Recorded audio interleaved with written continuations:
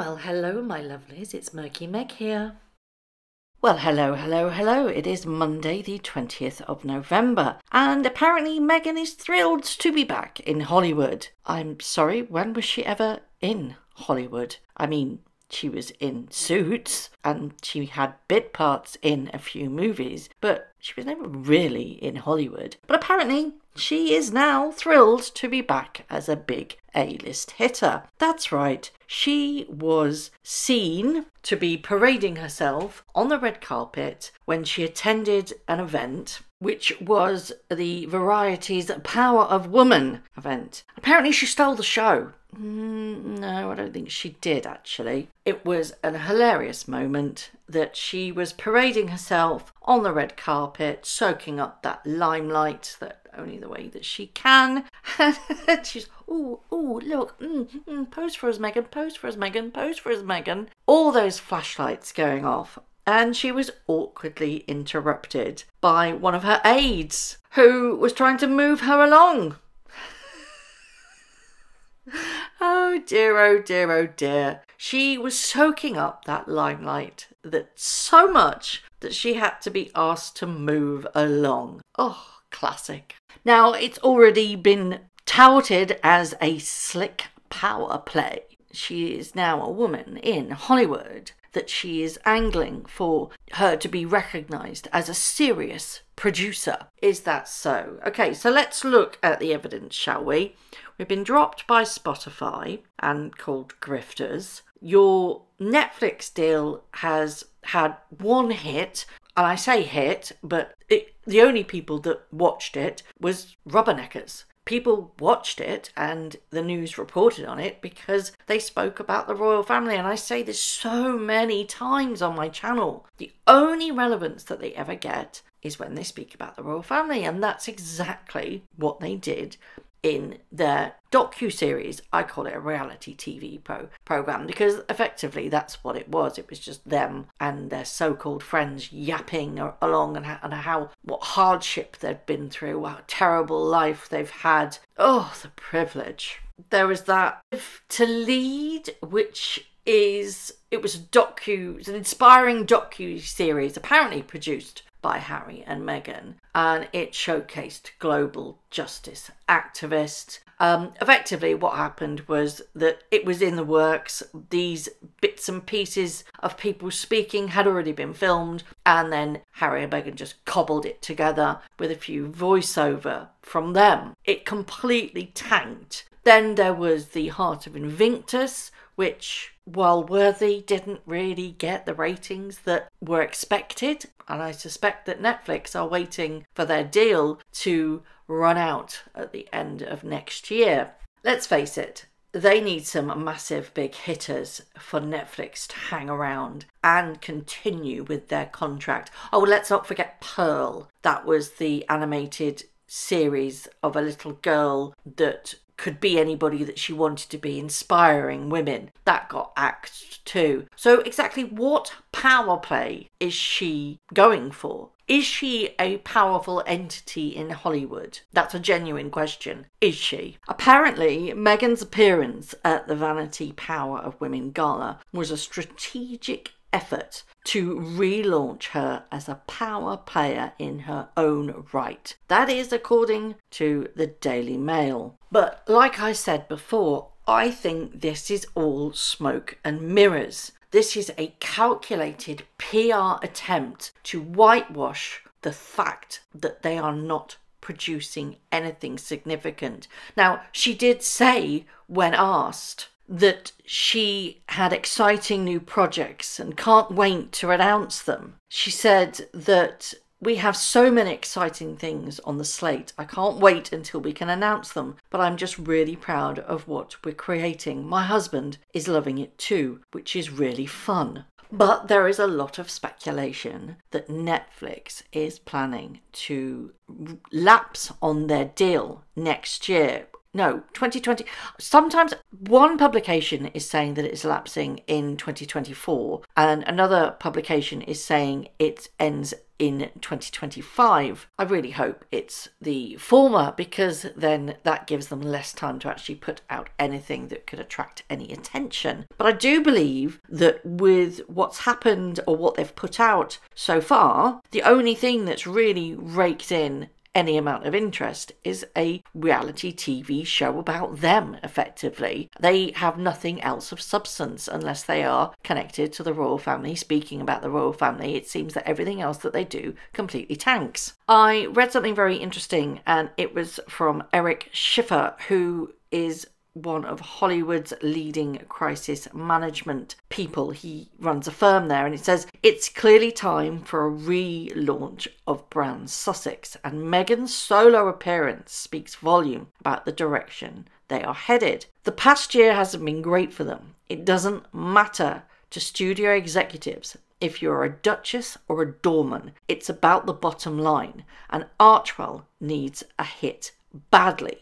There was a lot of sympathy for the Sussexes when they first arrived in the States, that they have squandered that goodwill. Americans don't like whingers. We like a can-do attitude. And that's what Meghan demonstrated last week. She hit that red carpet like the pro she is and worked the room. I'm convinced that this is about positioning her as an independent, powerful woman who exists in her own right, not just as someone who is famous for marrying a prince. Schiffer believes that Meghan's appearance was a staged, managed, down to the smallest detail, adding, professionally, she seemed to be ditching Harry and going it alone. Coincidentally, apparently Meghan was not on the guest list, so how on earth did she bag that one? So this whole rebranding of Sussexes is just purely rebranding of Meghan herself. Is something in the pipeline, do we wonder? Is all right in the world of Montecito? Has she decided that with Harry by her side, she's a dud, but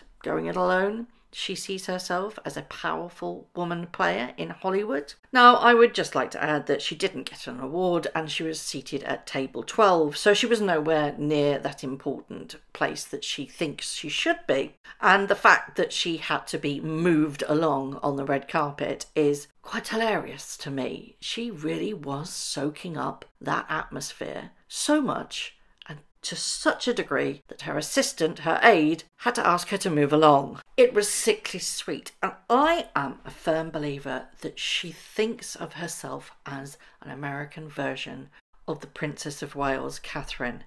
This is exactly in her mind where she wants to be. She wants to be that powerful, looked upon person where everybody sees her and thinks, gosh, that's royalty just there. It's not. She's got nothing tangible right now at all. And the fact that she has to say, we've got lots of things in the pipeline. Yeah, but you're only as good as your last hit, Meghan. And quite frankly, that was South Park. And that was mocking you. I'd also like to point out that she said this, and this has come out of her mouth most of the time. I was in the UK, I rarely wore colour. So I was like, well, what's a colour that they'll probably never wear? Camel, beige, white. So I wore a lot of muted tones, but it also was just so I could blend in, like I'm not trying to stand out there. What is she wearing? Beige. No doubt about it, this was arranged by her agency. Of course it was. They arranged everything. WME. That's her agency, and it's been confirmed that they arranged this.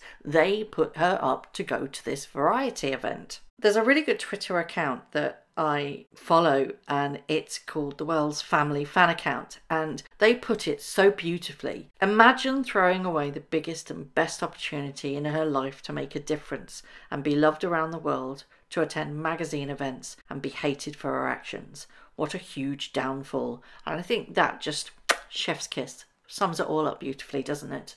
I wonder if she was pushed to go to this event by her agency to distract from the news that the Invictus Games is in absolute chaos at the moment, because they have sacked two of their top chiefs and insiders have warned staff the morale is at its all-time lowest. You know, speculation is out there that the pressure of the Sussex's extravagant expenditure is putting quite a hefty pressure on the Invictus Games. I wonder if that was to try and go to this event and they'll forget all about that. But the fact that she was pushed along to move just shows you just the whole egotistical. She was enjoying every single flash, every single light bulb. She was so engrossed in her own narcissistic tendencies that she had to be moved along. I do find it rather funny that now it's all, oh, she's a power player, oh, she's now well known in her own right, she's going it solo.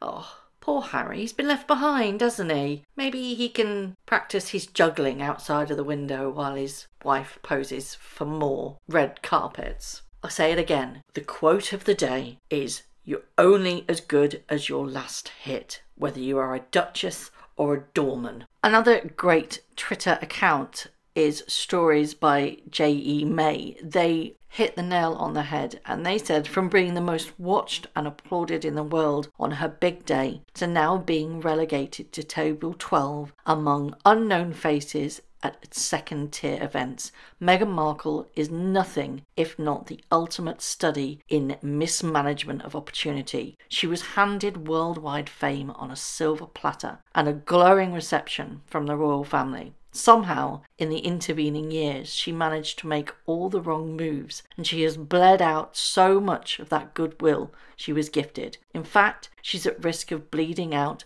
any positive reputation credits.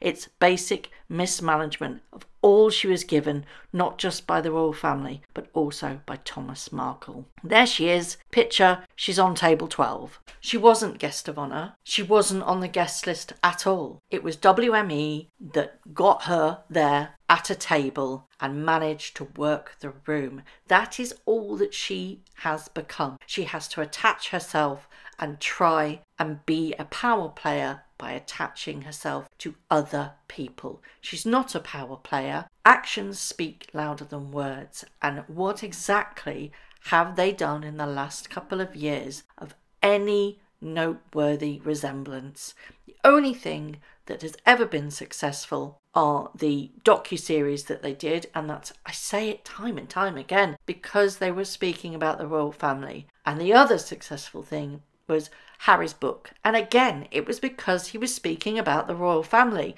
Without the royal family, these two are absolutely nothing. Apparently, next on the red carpet was Margot Robbie, and that's why she was told to move along. Margot Robbie is absolutely hot in Hollywood right now. She is the A-list actress to beat. She has literally been in one of the biggest movies of the last couple of years, which is the Barbie movie. She's a fantastic actress. She was next on the red carpet, and that is why Meghan Markle was asked to move along. Karma, really, isn't it? There's a lot of pictures of Meghan Markle with other people posing, but not one single picture of her with Margot Robbie. So I would love to know your thoughts on this. What do you think about the coverage of her attending the Variety event? Do you think it was a last-minute ditch attempt and that's why she wasn't on the guest list? What do you think of her being shufted along by the assistant? Because Margot Robbie was coming up next, who is literally A-list hot property right now. And what about poor old Harry being left home alone while his wife goes gaddabanting about poor Harry being left on the sidelines? Is she very clearly leaving him behind to be a powerful woman in Hollywood? In her mind, of course. As always, I would love to know your thoughts. Thank you very much for watching. If you haven't already, please subscribe to my YouTube channel, hit the notification bell and also that like button. I'd like to take this opportunity to thank all of my followers for all the tips and all the emails, DMs that everybody sends to me. It really is greatly appreciated. So thank you very much for watching once again.